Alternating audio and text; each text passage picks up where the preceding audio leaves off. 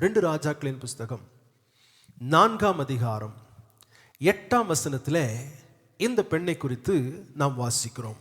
பின்பு ஒரு நாள் எலிசா சூனேமுக்கு போயிருக்கும் போது அங்கே இருந்த கனம் பொருந்திய ஒரு ஸ்திரீ அவனை போஜனம் பண்ண வருந்தி கேட்டுக்கொண்டாள்.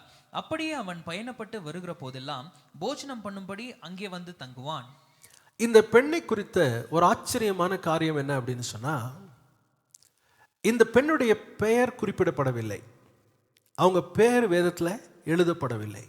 ஆனால் நிறைய நன்மைகளை தேவனிடத்திலிருந்து பெற்றுக்கொண்டார்கள், நிறைய ஆசீர்வாதங்களை பெற்றுக்கொண்டார்கள். அது எப்படி சாத்தியமாகும்? எலிசா என்ற தேவனுடைய தீர்க்கதரிசி சூனேம் என்ற ஊருக்கு அடிக்கடி போகிறார் ஊழியத்து நிமித்தமாக. அப்போ அந்த ஊரில் அநேகர் இருந்தாலும் இந்த ஒரு பெண் யோசிக்கிறாள், எவ்வளோ கஷ்டமாக இருக்கும் அவருக்கு, எவ்வளோ தூரம் பிரயாணம் பண்ணி வர்றாரு, எங்கள் பட்டணத்தில் வந்து ஊழியம் பண்ணுறாரு, போகிறாரு. ஆகையால் இவருக்கு நான் செய்யக்கூடியது என்ன அப்படிங்கிறத யோசித்து அவரை வீட்டுக்கு அழைக்கிறாள். வீட்டுக்கு அழைத்து அவரை உபசரிக்கிறாள். அவர் கேட்கவே கிடையாது. ஆனால் இந்த அம்மாவுடைய இருதயம் என்ன, கர்த்தருடைய ஊழியத்தை செய்கிற இவரை நான் கனம் பண்ண வேண்டும், இவரை என் வீட்டுக்கு வரணும், எங்கள் வீட்டில் வந்து ஜெபிக்கணும், அவருக்கு ஏதாவது ஆகாரம் நாம் கொடுக்க வேண்டும் என்று சொல்லி அவள் முயற்சி செய்து அவள் கேட்காமலேயே அவருக்கு உதவி செய்கிறதை நம்மால் பார்க்க முடிகிறது. அடிக்கடி வீட்டுக்கு வந்து சாப்பிட்றாரு, போகிறாரு. அவரை பார்த்து அவருடைய நடவடிக்கைகளை பார்த்து இந்த பெண் யோசிக்கிறாள், சொல்லுகிறாள், இவர் பரிசுத்தவான் என்று காண்கிறேன். அவர் சொல்கிற வார்த்தை பாருங்க, ஆச்சரியமாக இருக்குது. இவர் என்னன்னு பார்க்குறேன், நான் பரிசுத்தவான் என்று பார்க்கிறேன். இப்போ நாம் நிறைய இடங்களுக்கு போகிறோம், நம்ம வேலை ஸ்தலத்தில் இருக்கிறோம், நம்முடைய குடும்பத்தின் மத்தியில் இருக்கிறோம். நம்மளை பார்த்து இப்படி ஒரு அடையாளம் தெரிகிறதா? என்னை பார்க்குறவங்க சொல்லுவாங்களே, இவங்களுடைய பரிசுத்தவான், இவங்க கடவுளுடைய பிள்ளை அப்படின்னு என்னை குறித்து சாட்சி சொல்லுவார்களா? அதுக்கு ஏற்றபடி நான் நடக்கிறேனா என்பதை நான் யோசித்து பார்க்க வேண்டும். அவர் சொல்கிறாங்க, இவர் பரிசுத்தவான் என்று காண்கிறேன். பார்க்கும்போதே அவங்களுக்கு தெரியுது இவர் பரிசுத்தம் உள்ள ஒரு மனுஷன் என்று அவர்கள் இனம் கண்டு கொள்ளுகிறார்கள். அடுத்து என்ன பண்ணுறாங்க, தன்னுடைய கணவனிடத்தில் போய் சொல்கிறாங்க, ஐயா, இவர் நல்ல ஒரு மனுஷனாக தெரிறாரு, பரிசுத்தவானாக தெரிறாரு, அடிக்கடி வீட்டுக்கு வர்றாரு, போகிறாரு. நான் நம்புகிறேன் அவர் வந்து சாப்பிட்டு போனதுலேயே உங்கள் குடும்பத்தில் ஒரு மாற்றத்தை உணர்ந்திருப்பாங்க. அல்லேலூயா. நீங்கள் ஆலயத்தில் வந்து தேவனை ஆராதித்துட்டு போகும்போதும் சரி, உங்கள் வீட்டுக்குள்ளே பரிசுத்தவான்கள் தேவனுக்கு பிரியமானவர்கள் வந்து ஜெபித்துட்டு போனாலும் சரி, அந்த எல்லைகளிலே ஒரு மாற்றத்தை உங்களால் பார்க்க முடியும்.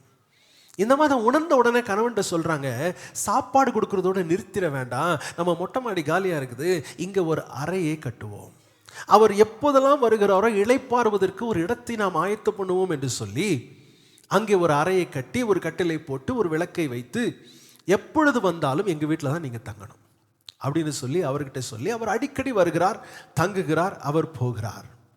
ஆனால் தேவன் இதை கவனிக்கிறார். அவர் பார்க்குறாரு, கேட்காமலேயே இந்த பெண் தேவனுடைய ராஜ்யத்தையும் தேவனுடைய ஊழியரையும் இவ்வளவு கனம் பண்ணுகிறாளே, ஆகையால் அவள் கேட்காமலேயே நான் அவளை ஆசீர்வதிக்க போகிறேன். எப்படி இது வேலை செய்து பாருங்க. நான் கேட்கவே கிடையாது, தேவனும் சொல்லவே இல்லை. ஆனால் அவள் தானாக முன் வந்து கேட்காமலேயே அவள் கொடுத்ததினாலே அவள் கேட்காததெல்லாம் அவளுக்கும் கொடுக்கப்படும். இன்னைக்கு பல நேரங்களில் நாம் என்ன சொல்லணும் தெரியுமா, யாராவது ஏதாவது சொன்னாதான் செய்யணும்னு நினைக்கிறோம். திருப்பிக் கொள்ளுமே 2 ராஜாக்களின் புஸ்தகம் 8ஆம் அதிகாரத்துக்கு நாம் வருவோம். 2 ராஜாக்களின் புஸ்தகம் 8ஆம் அதிகாரம் 1-2 வசனங்களை நாம் வாசிக்க கேட்போம். எலிசா தான் உயிர்ப்பித்த பிள்ளையின் தாயாகிய ஸ்திரீயை நோக்கி, நீ உன் வீட்டாரோடு கூட எழுந்து புறப்பட்டு போய் எங்கே ஆகிலும் சஞ்சரி, கர்த்தர் பஞ்சத்தை வருவிப்பார், அது 7 வருஷம் தேசத்தில் இருக்கும் என்று சொல்லி இருந்தான். அந்த ஸ்திரீ எழுந்து தேவனுடைய மனுஷன் சொன்ன வார்த்தையின்படி செய்து தன் வீட்டாரோடும் கூட புறப்பட்டு பெலிஸ்தரின் தேசத்தில் போய் 7 வருஷம் சஞ்சரித்தாள். இந்த 2 வசனங்களிலே நாம் கவனிக்கிற கூடிய ஒரு காரியம் என்ன அப்படின்னு சொன்னா, தேவனுடைய ராஜ்யத்துக்கும் ஊழியத்துக்கும் ஒரு சின்ன முயற்சியை எடுத்த இந்த பெண், அவளை குறித்து தேவன் எவ்வளவு கரிசனையா இருக்கிறார் பாருங்க. தேசத்தில் என்ன வரப்போகுது? சத்தமா சொல்லுங்க, என்ன வரப்போகுது? பஞ்சம் வரப்போகிறது. எவ்வளவு நாள் இருக்க போகுது? 7 வருஷம் இருக்க போகுது. ஆகையால் நீ உன் குடும்பத்தோடு இந்த இடத்தை விட்டு மாறி வேறு தேசத்துக்கு போ அப்படின்னு சொல்லி அவளுக்கு ஆலோசனை கொடுக்கறத நாம் பார்க்குறோம். 2வது வசனத்தில் பார்க்குறோம், அந்த ஸ்திரீ எழுந்து தேவனுடைய மனுஷன் சொன்ன வார்த்தையின்படி செய்து, சொல்லுங்க, தேவனுடைய மனுஷன் சொன்ன வார்த்தையின்படி செய்து தன் வீட்டாரோடும் கூட புறப்பட்டு பெலிஸ்தரின் தேசத்திலே போய் 7 வருஷம் சஞ்சரித்தாள். வாசிக்கும் போது ஆச்சரியமா இருக்குது. ஒரு ஊழியக்காரருடைய வார்த்தை எவ்வளவு கனம் பண்றாங்க பாருங்க. அந்த அம்மாக்கு அந்த வார்த்தை வந்த உடனே இது தேவன் எனக்கு சொல்லுகிற வார்த்தை, ஆலோசனை என்பதை புரிந்து கொண்டு ஒரு இடத்துல இருந்து அப்படியே குடிபெயர்ந்து வேற இடத்துக்கு போறாங்க. இந்த அம்மாவை குறித்து வாசிக்கும் பொழுது வயல்கள் இருக்கிறது, சொந்த வீடு இருக்கிறது, நல்ல வேலைக்காரர்கள் இருக்கிறார்கள், எல்லா வசதியோடும் இருக்கிறார்கள். இவர்கள் எதை காட்டிலும் கர்த்தருடைய வார்த்தையை கனம் பண்ணுகிறவர்களாக இருக்கிறார்கள். ஆகையால் என்ன பண்றாங்க, வசனம் தெளிவாக சொல்லி என்ன சொன்னாங்களோ அப்படியே கீழ்ப்படிந்து வேறு ஊருக்கு போய் அங்கே தங்கியிருந்தார்கள். ஒரு ஊர் விட்டு ஊர் போகிறது எவ்வளோ கஷ்டம், ஒரு ஊர் மாறி போகிறது எவ்வளோ பெரிய கஷ்டம். ஆனால் வார்த்தை வந்த உடனே அந்த வார்த்தைக்கு அவள் கீழ்ப்படுகிறாள். ஆனால் ஒரு காரியத்தை நான் சொல்ல விரும்புகிறேன். நம்முடைய வாழ்க்கையிலும் சில நேரங்களிலே பஞ்ச காலங்கள் வரும், சில குறைவு வருகிற சூழ்நிலைகள் நம்முடைய வாழ்க்கையில் வரும். ஆனால் ஆண்டவருடைய பிள்ளைகளாய் நாம் இருப்போம் என்று சொன்னால் அந்த பஞ்ச காலத்திலும் நம்மை போஷிக்க கர்த்தர் வல்லவராக இருக்கிறார். ஆண்டவர் அவர் செயல்பாடு எப்படி இருக்குன்னா, இவருக்கு பஞ்ச காலத்தில் எப்படி செய்தாரோ அதே மாதிரி எனக்கு செய்ய மாட்டாரு, எனக்கு எப்படி செய்கிறாரோ அதே மாதிரி இவருக்கு செய்ய மாட்டாரு. ஒவ்வொருத்தருக்கும் ஒவ்வொரு விதமான வழிகளையும் வாய்ப்புகளையும் கர்த்தர் வைத்திருக்கிறார். அப்போ நான் சந்திக்கிற சவால்கள் எதுவாக இருந்தாலும் நான் ஆண்டவர்கிட்ட கேட்குவேன், ஆண்டவர் இந்த பிரச்சனையை நான் சந்திக்கிறேன், இது எப்படி மேற்கொள்ள வேண்டும், நீர் எனக்கு ஆலோசனை சொல்லுங்க. நீங்கள் கேட்டால் அவர் சொல்லி நம்மை நடத்த வல்லவராக இருக்கிறார். எலியா என்ற தீர்க்கதரிசி பஞ்ச காலத்தில் இருக்கிறார். கர்த்தர் எலியாவுக்கு சொன்ன காரியம் என்ன தெரியுமா, நீ கேரித் என்னும் ஆற்றண்டையிலே போய் அமர்ந்துரு, அங்கே ஒளித்து கொண்டிரு, உன்னை போஷிப்பதற்கு நான் காகங்களுக்கு கட்டளையிட்டு இருக்கிறேன். ஆச்சரியமா இருக்குது. எந்த காக்கா வந்து சாப்பாடு நமக்கு கொடுக்கும்? எந்த காக்காவும் எனக்கு தெரிஞ்சு நம்ம கையில் இருக்கிறத பிடிக்கிட்டு போகிறதா தான் இருக்கணும். ஆனால் நீங்கள் கர்த்தருடைய வார்த்தையை கீழ்ப்படுகிறவர்களாக இருப்பீர்கள் என்று சொன்னால் எதிர்பாராத இடத்திலிருந்து, எதிர்பாராத நபர்களிடத்திலிருந்து உங்களுக்கு உதவியும் ஒத்தாசையும் வரும். கர்த்தருடைய வார்த்தைக்கு கீழ்ப்படியும் பொழுது கீழ்ப்படியாததெல்லாம் கீழ்ப்படியும். ஹல்லேலூயா. கர்த்தருடைய வார்த்தைக்கு நான் கீழ்ப்படியும் பொழுது காகம் கூட தனக்கு கொடுத்த கட்டளை என்ன செய்யும்? கீழ்ப்படி. சுபாவமே மாறுது பாருங்க. அது நம்ம கையில் இருக்கிறத பறிச்சுட்டு போகிற ஒரு பறவை, ஆனால் அது என்ன செய்தான், அப்பமும் இறைச்சியும் கொண்டு வந்து கொடுக்கிறது என்று நம்மால் வாசிக்க முடிகிறது. அப்போ சந்தோஷமா இருக்கிறார் தீர்க்கதரிசி, கர்த்தரனை பாதுகாத்தாருங்க, சுகமா இருக்குது. அந்த ஆற்றண்டையில் உட்காந்துருக்கு எவ்வளோ நல்லா இருக்கும். ஒரு ஆறு ஓடுதுன்னா அது பக்கத்தில் உட்காந்து எவ்வளோ அமைதியாக இருக்கும். அவர் ரொம்ப சந்தோஷமா இருந்தார். திடீர்னு ஆறு வற்றி போயிட்டு, திடீர்னு ஆறு என்ன செஞ்சிச்சு, வற்றி போய் தண்ணிக்கு வழி இல்லை, திரும்பியும் கஷ்டம். அந்த கர்த்தர் என்ன சொல்றார் தெரியுமா, சாரிபாத் என்ற ஊருக்கு நீ போ, உன்னை போஷிப்பதற்கு ஒரு விதவைக்கு நான் கட்டளையிட்டு இருக்கிறேன். அந்த ஊருக்கு அவர் போறாரு. போய் பார்த்தா அந்த ஊர் வாசல்ல அந்த அம்மா விறகு பொறுக்கிட்டு இருக்குது. ஏன் விறகு பொறுக்குது? தேசத்துல பஞ்சம், கொஞ்சோண்டு மாவு, கொஞ்சோண்டு எண்ணெய் இருக்குது, இதை வச்சு அப்போ சுட்டு நானும் என் பிள்ளையும் சாப்பிட்டுட்டு சாக போகிறோம். அந்த அம்மா சொல்றாங்க. இவர் சொல்றாரு, முதல்ல உன்னை சுட்டு கொண்டு என்கிட்ட கொடு. இந்த அம்மா எப்படி யோசிச்சிருப்பாங்கன்னு எனக்கு தெரியல. ஆனால் கர்த்தருடைய வார்த்தையும் கர்த்தருடைய ஊழியக்காரர்களையும் கனம் பண்ணி அவர் என்ன சொன்னாரோ அப்படியே செய்து விட்டார். இப்போ அவங்க கையில் ஒன்றுமே இல்லை. அந்த தீர்க்கதரிசி சொல்றாரு, பஞ்சம் முடிகிற வரைக்கும் உன்னுடைய மாவு குறையவே குறையாது, எண்ணெயும் குறையவே குறையாதுன்னு சொல்ல. அதே மாதிரி பஞ்சம் முடியும் வரைக்கும் அவர்களுக்கு ஒரு குறைவும் இல்லாமல் கர்த்தர் அவர்களை நடத்தினார். அல்லேலூயா. ஆண்டவர் நடத்துகிற விதங்களை பாருங்களேன். தீர்க்கதரிசி வேற மாதிரி நடத்தினாரு, சாரிபாத்தில் இருந்த விதவை வேற மாதிரி நடத்தினாரு. இன்னும் நம்ம ஆதியாகமம் 47ஆம் அதிகாரத்துக்கு போவோம் அப்படின்னு சொன்னா யாக்கோபை குறித்து வாசிக்கிறோம். பயங்கரமான பஞ்சம். கர்த்தர் யாக்கோபை எப்படி போஷித்தார் தெரியுமா? அவனுடைய சொந்த மகனாகிய யோசேப்பை எகிப்து தேசத்துக்கு அனுப்பி அங்கே அவனை உயர்த்தி அங்கே அவனை எல்லா தானியத்துக்கும் அதிகாரியாக மாற்றி அவன் மூலமாக இவனை போஷித்தார். ஆண்டவருடைய வழிகள், விதங்களை யோசித்து பாருங்களேன். ஒன்று சொல்லுங்க, ஆண்டவரை என் குறைவை நீக்குவதற்கு உமக்கு 1000 வழிகள் உண்டு, அதற்காக உம்மை துதிக்கிறேன். சொல்லுங்களேன், என் குறைவை நீக்குவதற்கு உமக்கு 1000 வழிகள் இருக்கிறது, உமையே நான் நம்பி இருக்கிறேன். ஹல்லேலூயா. நம்முடைய குறையை நீக்கிறதுக்கு ஆண்டவருக்கு 1000 வழி இருக்குங்க. ஒரு வழி கிடையாது, 2 வழி கிடையாது. ஆனால் அவர் செய்கிறது நமக்கு ஆச்சரியமா இருக்கும். நான் சொன்ன மாதிரி ஒருத்தருக்கு செஞ்சது போல இன்னொருத்தருக்கு செய்ய மாட்டாரு.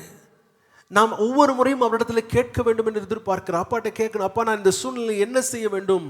சமாரியா என்ற பட்டணத்தை சுற்றிலும் சத்துரு முற்றுகை போட்டு விட்டான். பட்டினி பஞ்சம் பயங்கரமா இருக்குது. அப்போ கர்த்தர் என்ன செய்தார் தெரியுமா? முற்றுகை போட்ட அந்த அந்த பெரிய சேனை ஒரு சத்தத்தை கேட்க வைக்கிறார். என்ன சத்தம்? குதிரைகளின் சத்தம், யுத்த வீரர்களின் சத்தம், ரதங்களின் சத்தம். இதை கேட்ட உடனே துணிகான ஓடி போயிட்டாங்க. அவ்வளவு உணவு அவர்களுக்காக அவன் ஆயத்தம் பண்ணி வச்சார். இதெல்லாம் யோசித்து பார்க்க முடியுமா? ஆண்டவருடைய பிள்ளைகள் ஒன்று நினைவில் வைத்துக் கொள்ளுங்கள், அன்று செய்தவர் இன்றும் செய்ய அவர் வல்லவராக இருக்கிறார். ஹல்லேலூயா. இப்போ அந்த அம்மாக்கு கொடுக்கப்பட்ட ஆலோசனை என்ன? நீ குடும்பமாய் இடம் பெயர்ந்து வேறு தேசத்துக்கு போ. அந்த அம்மா என்ன பண்ணிட்டாங்க? சொன்னபடியே அப்படியே போயிட்டாங்க. நான் ஒரு கேள்வி இதை வாசிக்கும் பொழுது, ஏன் ஆண்டவரால் அந்த இடத்துல வைத்து அவனை ஆசீர்வதிக்க முடியாது? ஏன் தேவன் அதே இடத்துல வச்சு அவருடைய தேவைகளை சந்திக்க முடியாது? ஏன் வேறு இடத்துக்கு கர்த்தர் அவர்களை பெயர்ந்து போக சொல்லுகிறார் அப்படின்னு பார்க்கும் பொழுது, சில நேரங்களிலே கர்த்தர் சுகமாய் இருக்கிற இடத்திலிருந்து சில நெருக்கமான இடங்களிலே கர்த்தர் நம்மை கொண்டு போவார். ரொம்ப கம்ஃபர்டபுளாக இருக்கிற சில இடங்களிலிருந்து கர்த்தர் நம்மை வெளியே கொண்டு போய், ஆங்கிலத்தில் சொல்லுவாங்க கம்ஃபர்ட் ஜோன். ரொம்ப நல்லா இருக்குங்க, ரொம்ப கம்ஃபர்டபுள், எல்லா வசதியும் இருக்குது. ஆனால் அங்கிருந்து கர்த்தர் நம்மளை எங்கே கொண்டு போவார் தெரியுமா? சில நெருக்கமான பாதைகளிலே, சில கஷ்டமான பாதைகள் வழியாக கர்த்தர் நம்மளை கொண்டு போவார். அவரே அதை செய்வார். சில காரணங்களுக்காக கர்த்தர் அதை செய்ய அவர் முற்படுவார். சில நேரங்களில் நீங்கள் ஒருவேளை ஒரு கஷ்டமான ஒரு நிலையிலே நின்று கொண்டு இருக்கலாம், சில கஷ்டமான நிலைகளை நின்று கொண்டு இருக்கலாம். அதனால் கர்த்தர் இன்னைக்கு சொல்றாரு, அந்த இடத்தில் நான் வைத்த இடத்தில் நிற்கும் வரைக்கும் உன்னை போஷிக்கிற பொறுப்பு என்னுடைய பொறுப்பு, உன்னை பாதுகாக்கிற பொறுப்பு என்னுடைய பொறுப்பு. ஆனால் அவர் எங்கே சொல்கிறாரோ அந்த இடத்துல நாம் நிற்கிற வரைக்கும் நமக்கான எல்லா பொறுப்புகளையும் கர்த்தர் ஏற்றுக்கொள்ளுகிறார். ஹல்லேலூயா. வாசிக்கலாமே? சில உதாரணங்களை உங்களுக்கு நான் சொல்ல விரும்புகிறேன். ஆதியாகமத்தின் புஸ்தகம் 12ஆம் அதிகாரம், ஆதியாகமத்தின் புஸ்தகம் 12ஆம் அதிகாரம் 1ஆம் வசனத்தை நாம் வாசிக்க கேட்போம். கர்த்தர் ஆபிராமை நோக்கி, நீ உன் தேசத்தையும் உன் இனத்தையும் உன் தகப்பனுடைய வீட்டையும் விட்டு புறப்பட்டு நான் உனக்கு காண்பிக்கும் தேசத்திற்கு போ. கர்த்தர் ஆபிராமை நோக்கி, நீ உன் தேசத்தையும் உன் இனத்தையும் உன் தகப்பனுடைய வீட்டையும் விட்டு புறப்பட்டு நான் உனக்கு காண்பிக்கும் தேசத்துக்கு போ. இதில் ஆபிரகாம் இருந்த இடம் ரொம்ப வளர்ந்த நாகரிகம் உள்ள ஒரு இடம், நல்ல வசதியான இடம், நல்ல செல்வச்சீமானா இருக்கிறார், எல்லாமே அவருக்கு நல்லா இருக்குது. இந்த சூழ்நிலையில கர்த்தர் அவருக்கு வந்து சொல்றாரு, உன் இடத்த விட்டுட்டு உங்க அப்பா வீட்டை விட்டுட்டு நான் காண்பிக்கிற தேசத்துக்கு போ. சரி, ஓகே, நான் வர்றேன் ஆண்டவரே. எந்த ஊருக்கு போகணும்? நான் காட்டுறேன், நீ கிளம்பு. நம்ம வீட்டெல்லாம் பேக் பண்ணி எல்லாம் ரெடி பண்ணிட்டு இருக்கிறோம். பக்கத்து வீட்டில் இருக்க வந்து கேட்குறாங்க, எங்கேயா கிளம்புறீங்க, எந்த ஊருக்கு போகிறீங்க? தெரிலங்க, ஆண்டவர் சொல்கிறேன் இருக்கிறாரு. எத்தனை பேரால் அப்படிப்பட்ட ஒரு விசுவாசம் உள்ளவர்களாக இருக்க முடியும்? ஆபிரகாம் அதான் செய்கிறாரு. ஒன்றும் தெரியல, எங்கே போகிறேன்னு தெரியல, ஆனால் கர்த்தர் சொல்லிட்டார், நான் என்ன செய்கிறேன்? புறப்படுவதற்கு நான் ஆயத்தமாகி விட்டேன். அவர் புறப்பட்ட வழிகளிலே கஷ்டங்கள் இருந்தது. ராஜாக்களுடைய மனைவியை கொண்டு போயிட்டாங்க, பிரச்சனைகள் இருந்தது. ஆனால் கர்த்தர் நம்மை நடத்தும் வரைக்கும் என்ன பிரச்சனை வந்தாலும் அதை மேற்கொள்வதற்கு கர்த்தர் நம்மோடு கூட இருப்பார். நாம விருப்பத்துக்கு நம்ம ஒரு வழியில போயிட்டு இருந்தோம்னா பிரச்சனை வந்தால் அவர்கிட்ட கெஞ்சணும், ஆண்டவரே தெரியாமல் வந்துட்டு எனக்கு உதவி செய்யுங்க. ஆனால் அவர் நடத்திட்டு போறாருன்னு வச்சுக்கங்களேன், பிரச்சனை வந்தால் நேரம் அவர்கிட்ட போகலாம், நீங்கள் சொல்லி தான் வந்த ஆண்டவர் எனக்கு உதவி செய்யுங்க. ஆபிரகாம் விடவே இல்லையே. ஆபிரகாமுக்கு விரோதமாக வந்தவங்க சாதாரணமான ஆட்கள் கிடையாது. ராஜாக்கள் எழும்பி வந்தார்கள், பெரிய பெரிய பலவான்கள் எழும்பி வந்தார்கள். கர்த்தர் இடைப்பட்டார், கர்த்தரை எச்சரித்தார், கர்த்தரை அமைதிப்படுத்தினார், கர்த்தரை விடுதலை ஆக்கினார். இன்னைக்கு ஆண்டவருடைய சொல்லுங்க, ஆண்டவரே நீர் எங்கே போக வேண்டும் என்று சொல்லுகிறீரோ அந்த இடத்துக்கு நான் போக நான் தீர்மானம் பண்ணுகிறேன் சுவாமி. அந்த பாதையில் என்ன வந்தாலும் கர்த்தரை நடத்த வல்லவராக இருக்கிறேன். ஹல்லேலூயா. பாருங்களேன், ஆபிரகாம் செஞ்சது ஒரு காரியம்தான். தேவனுடைய திட்டம் பெரிய திட்டம். நம்ம சின்ன சின்ன கீழ்ப்படிதலினாலே தேவனுடைய பெரிய திட்டங்கள் நிறைவேறும். நமக்கு தெரியும், நிறைய பேர் சொல்லுவாங்க, நல்ல மருத்துவமனை வெள்ளூரில் இருக்கிற சிஎம்சி என்ற மருத்துவமனை. ஒரு பெண் கர்த்தருடைய சத்தத்தை கேட்டு கீழ்ப்படிதனுடைய விளைவாக அந்த மருத்துவமனை அவர்கள் காலம் சென்றும் இன்றும் சமுதாயத்துக்கு ஒரு பெரிய ஆசீர்வாதமாக இருக்குது. நான் சொல்ல புரியுதா? நம்முடைய சின்ன கீழ்ப்பிடிதல், ஆபிரகாம் செஞ்ச கீழ்ப்பிடிதல் என்னங்க? அந்த ஊரை விட்டு கிளம்ப சொன்னார், ஆண்டவர் கிளம்பிட்டார். ஆனால் தேவன் என்ன செய்தார் தெரியுமா? இந்த சந்ததியில மனுக்குலத்தை மீட்கிற அவருடைய குமாரனை கர்த்தர் அனுப்பி தேவனுடைய பெரிய திட்டத்தை ஆபிரகாமின் மூலமாக தேவன் நிறைவேற்றினார். அப்போ நீங்க செய்கிற கீழ்ப்படிதல், ஒவ்வொரு சின்ன படியும் தேவனுடைய திட்டத்திலே பெரிய விளைவுகளை கொண்டு வரும். விசுவாசிக்கிறவங்க ஒரு ஆமென் சொல்லுங்க. ஹல்லேலூயா சொல்லுங்களேன். என்னுடைய சிறிய கீழ்ப்படிதல் தேவனுடைய திட்டத்தின் நிறைவேறுதலுக்கு வழிவகுக்கும். ஹல்லேலூயா. ஆனால் சின்ன சின்ன கீழ்ப்படிதலிலே நாம் கவனம் உள்ளவங்களாக இருக்கணும். சின்ன கீழ்ப்படிதல் தான், ஆனால் பெரிய விளைவுகளை கர்த்தர் நமக்காக வைத்திருக்கிறார். பெரிய ஆசீர்வாதம், பெரிய நன்மைகளை கர்த்தர் நமக்காக வைத்திருக்கிறார். ஆண்டவரிடத்தில் ஜெபம் பண்ணி ஆண்டவரே சொல்லுங்க, ஆண்டவரே நீங்கள் எங்கே சொல்கிறீங்களோ அந்த இடத்துல போவதற்கு நான் ஆயத்தமாக இருக்கிறேன். நீங்கள் எங்கே போக சொல்கிறீங்களோ அந்த இடத்துல நான் போகிறதற்கு ஆயத்தமாக இருக்கிறேன். கர்த்தர் உங்களை எங்கே போக சொல்கிறாரோ முறுமுறுப்பு இல்லாமல் அந்த பகுதிகளை நீங்கள் போயிட்டே இருங்க. கர்த்தர் உங்களை ஆதரித்து, உங்களை பாதுகாத்து, உங்களை ஆசீர்வாத தலையை உயர்த்தி கொண்டே இருப்பார். ரெண்டாவது ஒரு மனுஷனை குறித்து நான் சொல்கிறேன். யாத்திராகமத்தின் புஸ்தகம் 3ஆம் அதிகாரம், யாத்திராகமம் 3ஆம் அதிகாரம் 10ஆம் வசனத்தை நாம் வாசிக்க கேட்போம். நீ இஸ்ரவேல் புத்திரராகிய என் ஜனத்தை எகிப்திலிருந்து அழைத்து வரும்படி உன்னை பார்வோனிடத்திற்கு அனுப்புவேன் வா என்றார். இங்கே மோசே குறித்து பார்க்கிறோம். மோசே என்ன பண்றார் அப்படின்னா, தன்னுடைய மாமனாருடைய ஆடுகளை மேய்த்து கொண்டு இருக்கிறார். 40 வருஷமா மேய்ச்சிட்டு இருக்கிறாரு. என்ன பண்றாரு? ஆடு மேய்ச்சிட்டு இருக்கிறார். 40 வருஷமாய் ஆடுகளை மேய்த்து கொண்டிருந்த இந்த மோசையின் இடத்துல கர்த்தர் சொல்றாரு, நான் உன்னை எங்க அனுப்ப போறேன்? எகிப்துக்கு அனுப்ப போறேன், பார்வோன் இடத்துல அனுப்ப போகிறேன், நீ வா அப்படின்னு சொல்லி கர்த்தர் அவனை பார்த்து கூப்பிடுகிறார். இப்போ வேலை என்ன அப்படின்னா, ஆபிரகாமுக்கு காலையில் எழும்ப வேணும், ஆடுகளை ஓட்டிட்டு போகணும், அதுக்கு நல்ல மேய்ச்சல் கொடுக்கணும், திரும்ப ஓட்டிட்டு வரணும், நல்ல மாமனார் வீட்டில் நல்ல சாப்பாடு, நல்ல தூக்கம், நல்ல சந்தோஷமான ஒரு வாழ்க்கை, ஒரு ரிட்டையர்ட் லைஃப் மாதிரி வாழ்ந்துட்டு இருக்கிறாரு. கர்த்தர் சொல்றார், நீ வா. நீ இதுக்காக உன்னை அரண்மனையில் வச்சு வளர்க்கல, இந்த ஆடுகளை மேய்ப்பதற்காக நான் உன்னை ஒரு அரண்மனையில் வைக்கல, ராஜகுமாரனை உன்னை வளர்க்கல. யோசித்து பாருங்களேன், மோசே பிறந்த பொழுது எத்தனையோ பிள்ளைகள் பிறந்தது, அவைகள் எல்லாம் அடிமையின் பிள்ளைகள். மோசே பிறந்த போது எத்தனையோ குழந்தைகள், ஆண் குழந்தைகள் கொல்லப்பட்டது. ஏன்னா ராஜாவுடைய கட்டளை, கொண்டு போய் நைல் நதியில் போட்டுட்டாங்க. ஆனால் மோசே பாதுகாக்கப்பட்டார். மோசே அரண்மனையிலே வளர்க்கப்பட்டார். மோசே எகிப்தியருடைய சகல கலைகளிலும் அவர் கற்றுவிக்கப்பட்டார். மோசே ஒரு எகிப்தியனை போலவே வளர்க்கப்பட்டார். தன்னோடு கூட இருந்தவர்கள் எல்லாம் கஷ்டப்படும் பொழுது இவனை கர்த்தர் ஆசீர்வதித்து வைத்தார். நான் சொல்லுவேன், இன்னைக்கு நீங்களும் நானும் ஆசீர்வதிக்கப்பட்டவர்கள். நீங்கள் பிறந்த நாட்களிலே பிறந்தவர்கள் அநேகர் மரித்து விட்டார்கள்.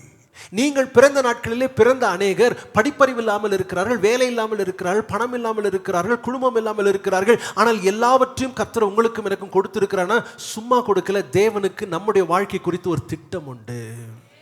சொல்லுங்களேன், தேவனுக்கு என்னை குறித்து ஒரு திட்டம் உண்டு. என் தேவனுக்கு என்னை குறித்து ஒரு திட்டம் உண்டு. அல்லேலூயா.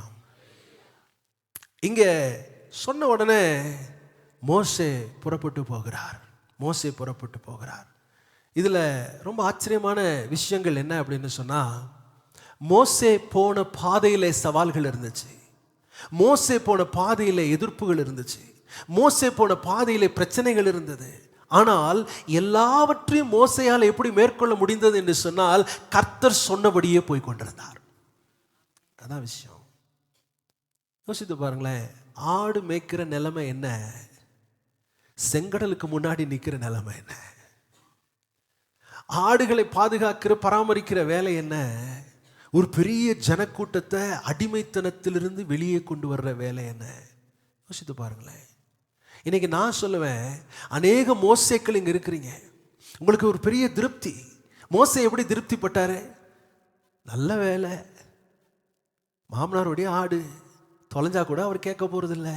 ஏன்னா குடும்பம், நல்ல சாப்பாடு, நல்ல தூக்கம், எந்த பிரச்சனையும் இல்லாத ஒரு வாழ்க்கை. நீங்கள் நிறைய பேர் அப்படி தான் வாழ்ந்துட்டு இருக்கிறோம். நம்ம நல்ல ஒரு வேலையில் இருக்கிறோம், ஏதோ ஒன்று செய்கிறோம், அப்படியே சந்தோஷமாக போயிட்டுருக்குறோம். நான் உங்கள்கிட்ட கேட்குறேன், தேவ திட்டம் என்னது என்று அறிந்து அவருடைய திட்டத்தின்படி செய்ய எத்தனை பேர் ஆயத்தமாக இருக்கிறீங்க? அந்த கம்ஃபர்ட் ஜோன், அதை சொல்லுவாங்க, நல்ல ஒரு பாதுகாப்பாக சுகமான அந்த வாழ்க்கையிலேருந்து வெளியே கர்த்தர் நம்மளை கொண்டு வருவார். எதுக்கு தெரியுமா? பெரிய காரியங்களை செய்வதற்காக. வேதத்தில் அழகாக ஒரு வசனம் இருக்கிறது, கழுகு தன் கூட்டை கலைக்குமா. கழுகு கூட்டை எங்கே கட்டும் தெரியுமா? மலை உச்சியில் உயரமான இடங்களிலே தான் கழுகு அதனுடைய கூட்டை கட்டும். அந்த குஞ்சு பொறிச்ச பிறகு அந்த குஞ்சுகளுக்கு ரொம்ப சந்தோஷம். ஏன்னா மெத்து மெத்து மெத்து மெத்துன்னு இருக்குது. என்னது? கூடு. அசையவே வேணாம், வாய்க்கு நேரம் சாப்பாடு வரும். தாய் கொண்டு வந்து அதுக்கு உணவு கொடுத்துக்கிட்டே இருக்கும். நாள் ஆக ஆக அப்படி கொளுத்துக்கிட்டே வரும். அம்மா பார்க்கும், இதை இப்படியே விட்டுட்டு இருந்தா இது என்ன பண்ணும்? சாப்பிட்டு சாப்பிட்டு கொளுத்து இங்கேயே உட்காந்துருக்கும். கழுகு என்ன செய்யுமா? தன்னுடைய கூட்டை கலைக்குமா. அந்த கொஞ்சம் கொஞ்சமாக பஞ்சு மெத்தையெல்லாம் எடுத்து போடுமா. கொஞ்சம் கொஞ்சமாக எடுத்த உடனே அதுக்கு குத்தும். ஏன்னா கீழெல்லாம் வந்து விறகுகள் போன்ற குச்சிகளால் தானே கூடு செய்யப்பட்டிருக்கும். அதில் கொஞ்சம் பஞ்சு மெத்தை மாதிரி வச்சு தான் அதில் முட்டை விட்டு அதை வந்து அடக்காத்து அது அது அது வந்து குஞ்சு பொறிச்சிருக்கும். இப்போ கொஞ்சம் கொஞ்சமாக அதை கலைக்கும். தான் கட்டின கூட்டை அது கலைக்கும். ஆண்டவர் சொல்லுகிற வார்த்தை நான் உங்களுக்கு சொல்லுகிறேன், சிலருடைய கூட்டை கர்த்தர் கலைத்து. எதுக்கு தெரியுமா? அது விட்டு அப்படியே உட்காந்துருக்கும். இது பறக்க வேண்டியது. சொல்லுங்க, இது சொல்லுங்க, சத்தமாக சொல்லுங்க. ஆமாம், பறக்க வேண்டியது இது. இப்போ என்ன பண்ணிட்டு இருக்குது? ஒரு கோழி மாதிரி உட்காந்துட்டு இருக்குது. ஒரு கோழி எப்படி கிளியே உட்காந்துருக்குமோ, தரையே பாட்டுருக்குமோ, அது மாதிரி அது பாட்டுக்கு என்ன செஞ்சுட்டே இருக்குது? உட்காந்துக்கிட்டே இருக்குது. அது என்ன செய்யுமா? தாய் கழுகு அந்த கொஞ்சம் கொஞ்சமாக எல்லாத்தையும் எடுத்து போடும். அது கொஞ்சம் கொஞ்சமாக குத்த ஆரம்பிக்கும் போது இதுக்கு கொஞ்சம் அன்னீசி ஆகும். இப்படி சாஞ்சா இந்த பக்கம் குத்தும், அந்த பக்கம் சாஞ்சா அப்படி குத்தும். அந்த கூட்டை கலைத்து விட்டு அந்த தாய்களுக்கு தள்ளி விட்ட உடனே அப்படியே கீழே இறங்க பாருங்க. அது எதற்காக சிருஷ்டிக்கப்பட்டதோ ரெக்கை அடித்து பறக்க ஆரம்பிக்கும். ஹல்லேலூயா. ஒரு சிலர் ரெக்கை அடித்து பறக்க வேண்டியவங்க அப்படியே உட்காந்துருக்குறீங்க, திருப்தியாக இருக்கிறீங்க. ஞாயிற்றுக்கிழமை வர்றேங்க, வசனத்தை கேட்குறேங்க. இந்த மாதிரி ஒரு நல்ல சபை கிடைக்காதுங்க, நல்ல வசனம் கேட்குறேன், நல்ல ஆரோக்கியம், சந்தோஷமாக இருக்கிறேன். அதுதான் உங்கள் நோக்கமா? அதற்காக தான் கர்த்தர் உங்களை கொண்டு வந்திருக்கிறாரா? இல்லையே. தேவனுக்காக நான் ஏதாவது செய்யணும், தேவனுக்காக பயன்பட வேண்டும். என் வாழ்நாட்களில் ஒரு சிலையாவது ஆண்டவருடைய ராஜ்யத்துக்குள்ளே கொண்டு வர, நரகத்திலிருந்து அவர்கள் காப்பாற்றப்பட வேண்டும். அதற்காக தான் கர்த்தரனை தெரிந்து கொண்டிருக்கிறார். நான் சும்மா ஒரு சாதாரணமான வாழ்க்கை வாழ்வதற்கு கர்த்தரனை அழைக்கவில்லை. There is a plan and a purpose for your life. நான் திரும்ப சொல்ல, உங்களுடைய வாழ்க்கை குறித்து தேவனுக்கு ஒரு திட்டம் உண்டு. இன்னைக்கு நீங்க அந்த திட்டம் என்னவென்று நீங்கள் கேட்பீர்கள் என்றால், ஆண்டவரே என்ன வந்தாலும் சரி, நான் உமக்கு பின்னே வர நான் ஆயத்தமாக இருக்கிறேன். ஹல்லேலூயா. எலிசா எப்படிப்பட்ட வேலை செய்து கொண்டிருந்தால்? 1 ராஜாக்களின் புஸ்தகம் 19ஆம் அதிகாரம் 19ஆம் வசனம். 1 ராஜாக்கள் 19ஆம் அதிகாரம் 19ஆம் வசனம். அப்படியே அவன் அவ்விடம் விட்டு புறப்பட்டு போய் 12 ஏர் பூட்டி உழுத சாப்பாத்தின் குமாரனாகிய எலிசாவை கண்டான். அவன் 12ஆம் ஏரை ஓட்டி கொண்டிருந்தான். எலியா அவன் இருக்கும் இடம் மட்டும் போய் அவன் மேல் தன் சால்வையை போட்டான். இங்கே ஒரு மனுஷனை குறித்து வாசிக்கிறோம். அவருடைய பேர் எலிசா. அவருடைய பேர் என்னங்க? அவர் நல்ல ஒரு பெரிய தோட்டம் வச்சு, நிறைய ஏர் மாடுகள்லாம் வச்சு உழுது நல்ல ஒரு பிஸ்னஸ் பண்ணிட்டு இருக்கிறார். நல்ல ஒரு விவசாயி. திடீர்னு அந்த பக்கம் யார் வரா அப்படின்னா, எலியா தீர்க்கதரிசி வராரு. வந்து அவருடைய சால்வை அவர் மேலே போட்டு அவர் பாட்டுக்கு போயிடுறார். என்ன அர்த்தம்? எப்பா நீ என்னை பின்பற்றி வா, கர்த்தர் உன்னை அழைக்கிறார், உன்னுடைய ஊழியத்துக்கு அழைக்கிறார், நீ செய்கிற வேலையை விட்டுட்டு வா அப்படின்னு சொல்லி அவனுக்கு உணர்த்தப்பட்ட உடனே அவன் என்ன செய்கிறான் தெரியுமா? ரொம்ப ஆச்சரியமாக இருக்கிறது. அவன் 21ஆம் வசனம் வாசிங்க. அப்பொழுது அவன் இவனை விட்டு போய் ஓர் ஏர் மாடுகளை பிடித்து அடித்து ஏரின் மர முட்டுகளால் அவைகளின் இறைச்சியை சமைத்து ஜனங்களுக்கு கொடுத்தான். அவர்கள் சாப்பிட்ட பிற்பாடு அவன் எழுந்து எலியாவுக்கு பின் சென்று அவனுக்கு ஊழியம் செய்தான். எலிசா என்ன பண்றாரு? அழைப்பு கிடைத்த உடனே அந்த அழைப்புக்கு கீழ்ப்படிந்து புறப்படுகிறார். புறப்படுவதற்கு முன்பதாக அவர் செய்த காரியம் என்ன தெரியுமா? அந்த ஏர்னுடைய மரத்தை வெட்டுறாரு, அந்த எருதுகளை பலி செலுத்துகிறார். பலி செலுத்தி விட்டு அவர் புறப்படுகிறார். அப்படின்னா அவர் சொல்றாரு, இனி நான் திரும்பி பார்க்க மாட்டேன், இனி இந்த தொழில் கிடையாது, இனி இந்த வேலை கிடையாது. இப்ப கர்த்தர் அவருடைய வேலைக்காக என்னை அழைத்து விட்டார். அந்த வேலையை செய்வதற்கு நான் என்னை முழுவதுமாய் அர்ப்பணிக்கிறேன். இனி நான் திரும்பி வரப்போறதில்லை. ஏன்னா திரும்பி வர்றதுக்கு ஒன்றும் இல்லை. ஏன்னா ஏறு மாடுகளும் கிடையாது, ஏறும் கிடையாது. எல்லாத்தையும் என்ன பண்ணிட்டாரு, முடிச்சுட்டு அவர் சொல்றாரு, நான் ஆண்டவர் கொடுத்த அழைப்புக்கு கீழ்ப்படிந்து ஆண்டவருக்கு பின்னே நான் போக போகிறேன், இனி நான் திரும்பி பார்க்க மாட்டேன். அவருக்கு நல்ல ஒரு வசதியான ஒரு வாழ்க்கை, சந்தோஷமான வாழ்க்கை. ஆனால் கர்த்தர் அழைத்த உடனே அந்த கடினமான பாதையிலே அவன் போவதற்கு தன்னை அர்ப்பணித்து அவன் போகிறதை நம்மால் பார்க்க முடிகிறது. இன்னைக்கு உங்களிடத்துல நான் கேட்கிற கேள்வி, எத்தனை பேர் இந்த வசதியான ஒரு சூழ்நிலையிலிருந்து நான் வெளியே வர ஆண்டவரே, அதுக்காக இந்த இடத்த விட்டு உடனே போகணுன்றதில்லை. நல்லா புரிந்து கொள்ள வேண்டும். கர்த்தர் என்ன செய்ய விரும்புகிறாரோ அதை நான் செய்வதற்கு என்னை அர்ப்பணிக்கிறேன். நான் இன்னும் ஆலயத்தில் வர்றேன், உட்காடுறேன், போகிறேன், அதில் ஒரு திருப்தியாக இருக்கிறேன். அந்த திருப்தியான வாழ்க்கையிலேருந்து வெளியே வாங்கன்னு சொல்கிறேன். அந்த ஒரு திருப்தி, நானும் நல்லா இருக்கிறேங்க, சந்தோஷமாக இருக்கிறேன், நான் ஒரு நல்ல மனுஷனாக வாழ்கிறேன், ஆலயத்துக்கு போகிறேன், தேவனை ஆராதிக்கிறேன். இல்லைங்க, உங்களை கொண்டு தேவன் செய்ய நினைத்த பெரிய காரியங்களை செய்ய வேண்டும் என்றால் சில இடங்களிலிருந்து நீங்கள் மாற வேண்டும், சில வசதிகளிலிருந்து நீங்கள் வெளியே வர வேண்டும். அப்பொழுதுதான் கர்த்தர் எடுத்து உங்களை பயன்படுத்த முடியும். அல்லேலூயா. 3 நபர்களை உங்களுக்கு முன்பதாக நான் வைத்தேன். முதலாவது நபர் ஆபிரகாம். அவரும் தன்னுடைய வசதியான இடத்தை விட்டு அவர் புறப்பட்டு வந்தார். தேவனால் எடுத்து பயன்படுத்தப்பட்டார். தேவன் அவரையும் ஆசீர்வதித்தார். கவனிக்க வேண்டிய காரியம் என்ன தெரியுமா? என்னை கர்த்தர் எடுத்து பயன்படுத்துவார் என்றால் கர்த்தர் என்னை ஆசீர்வதிப்பார். ஆபிரகாம் ஆசீர்வதித்தார். உலகத்துக்கெல்லாம் ஒரு பெரிய ஆசீர்வாதமாய் அவனை வைத்தார். ஆபிரகாமின் சந்ததியில தான் இயேசு கிறிஸ்து பூமியிலே வந்தார். ரொம்ப அற்புதமான காரியம் பாருங்க. 2வது மோசே. மோசே என்ற மனுஷனை கர்த்தர் அழைத்தார். அவன் ஆடுகளை மேய்த்து கொண்டிருந்த மேய்ப்பானா இருந்த பொழுது கர்த்தர் அவனை அழைத்து சொல்றாரு, உன்னை எதுக்கு நான் வச்சு, எதுக்காக உனக்கு இவ்வளவு தாழ்ந்துகளை கொடுத்தேன்? ஏன் எகிப்தின் அரண்மனையில் உன்னை வளர்த்தேன்? ஏன் இந்த காரியங்களை உனக்கு கற்றுக் கொடுத்தேன்? நான் உங்களிடத்தில் வைக்கிற கேள்வி என்ன தெரியுமா? எதற்காக கர்த்தர் நமக்கு நல்ல குடும்பத்தை கொடுத்துருக்கிறார், நல்ல வேலையை கொடுத்து, நல்ல வருமானத்தை கொடுத்துருக்கிறாரு? எதற்காக கர்த்தர் கொடுத்துருக்கிறார்? நான் சந்தோஷமாக வாழ்ந்து நான் சுகமாக இருப்பதற்காக மாத்திரம் அல்ல, தேவனுக்காக நான் எதையாவது செய்ய வேண்டும். உடைய வாழ்க்கையில் எந்த நிலையில் இருந்தாலும் கொஞ்சம் நிறுத்தி நிதானமாக யோசித்து பாருங்க, கர்த்தருக்காக என்ன செய்திருக்கிறேன், நான் என்ன செய்கிறேன் அப்படிங்கிறத நீங்கள் யோசித்து பாருங்க. இதுவரை என்ன செய்திருக்கிறேன், இனிமேல் என்ன செய்ய போகிறேன்? என்னை உமக்கு அர்ப்பணிக்கிறேன் ஆண்டவரே. நீர் என்ன விரும்புகிறோ அதை செய்வதற்கு என்னை அர்ப்பணிக்கிறேன். என்னுடைய வாழ்க்கை 10ஓடு 11 இருக்க உமக்கு சித்தம் அல்ல, உம்முடைய சித்தத்தை செய்ய என்னை அர்ப்பணிக்கிறேன். 3 பேர். எலிசா தீர்க்கதரிசி ராஜாக்களோடு நிற்கிற ஒரு மனுஷனாய் வந்தார். இது 3 பேரையும் நீங்கள் கவனிச்சு பாருங்க. சாதாரணமான தொழில், இன்னைக்கும் அந்த தொழிலில் இருக்கிற அந்த தொழிலை செய்து கொண்டு இருக்கிறார். ஆனால் இந்த 3 பேர் மாத்திரம் ராஜாக்களுக்கு முன்பதாக நின்றார்கள், தேவனுக்காக பயன்பட்டார்கள், அநேகருக்கு ஆசீர்வாதமாய் மாறினார்கள். நிறைய பேருக்கு ஆசீர்வாதமாய் கர்த்தர் அவர்களை மாற்றினார். நான் உன்னை ஆசீர்வதிக்கவே ஆசீர்வதித்து உன் பெயரை பெருமைப்படுத்துவேன் என்று சொன்ன கர்த்தர் தான் நம்மளை அழைக்கிறார். இன்னைக்கு ஒரு தீர்மானம் பண்ணுங்க, ஆண்டவர் ஏதாவது நான் உங்களுக்கு செய்யணும், ஆண்டவரே ஏதாவது ஒன்று செய்யணும். என் வாழ்க்கை எனக்காகவே ஓடினது போதும், நான் கர்த்தருக்காக எதையாவது செய்வதற்கு என்னை அர்ப்பணிக்கிறேன். நீங்கள் சொல்லி பாருங்களேன், ஆண்டவர் உங்களுக்காக வாசல்களை திறந்து கொடுக்கிறதை உங்களால் பார்க்க முடியும். கர்த்தர் உங்களை ஆசீர்வதித்து உங்களை உயர்த்துகிறவராக இருப்பார். நம்ம கம்ஃபர்ட் ஜோனில், நம்முடைய சுகமான இடத்துல நம்ம உட்காந்துட்டு இருந்தால் உட்காந்துட்டே இருக்கலாம். கடைசியாக ஒரு காரியத்தை சொல்லி நான் முடிக்க விரும்புகிறேன்.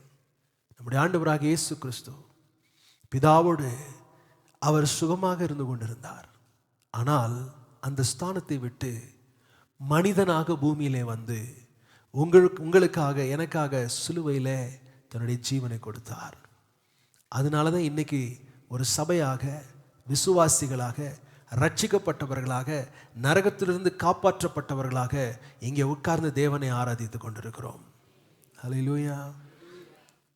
அப்படிப்பட்ட ஒரு அழைப்பு இன்னைக்கு நமக்கும் கர்த்தர் கொடுக்கிறார். உங்கள் வாழ்க்கையை யோசித்து பாருங்க, வாழ்க்கையை யோசித்து பாருங்க. எங்கே நிற்கிறோம், எதை நோக்கி போய் கொண்டிருக்கிறோம், என்ன செய்கிறோம்? நாம் எதை மாற்றிக்கொள்ள வேண்டுமோ அதை மாற்றிக்கொள்வோம் என்றால் தேவனுடைய பெரிய திட்டங்கள் நம்முடைய வாழ்க்கையில் நிறைவேறும். ஹல்லேலூயா. யோசித்து பாருங்கள், இங்கே இருக்கிற ஒவ்வொருத்தரும் ஆண்டவருக்காக பயன்பட ஆரம்பிப்பீங்க அப்படின்னு சொன்னால் தேவன் எவ்வளவு பெரிய ஒரு தாக்கத்தை இந்த பட்டணத்தின் உங்கள் மூலமாக ஏற்படுத்துவார். நான் யோசித்து பார்க்குறேன், என்னோட வேலை செய்த சகோதரிங்க இருக்கிறாங்க. அவங்களுக்கு தெரியும், நான் தொடர்ந்து அந்த வேலையில் இருந்து கொண்டு இருந்தேன்னா ஒரு சிலருக்கு நன்மை தான், ஒரு சிலருக்கு ஆசீர்வாதம் தான். ஆனால் தேவனுடைய திட்டத்தை நிறைவேற்ற முடியாது. தேவனுடைய திட்டத்தை நிறைவேற்றணும்னா சில சுகமான இடங்களில் இருந்து நாம் வெளியே வந்து தான் ஆக வேண்டும். கண்களை மூடுவோம், நாம் ஜெபிக்க போகிறோம்.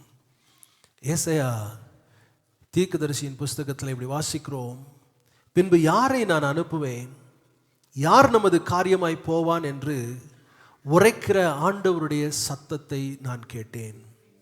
அதற்கு நான், இதோ அடியேன் இருக்கிறேன், என்னை அனுப்பும் என்றேன். எத்தனை பேர் இந்த ஆராதனை வேளையில கர்த்தரிடத்தில் சொல்லுவீங்க, ஆண்டவரே என்னை நான் அர்ப்பணிக்கிறேன், ஆண்டவரே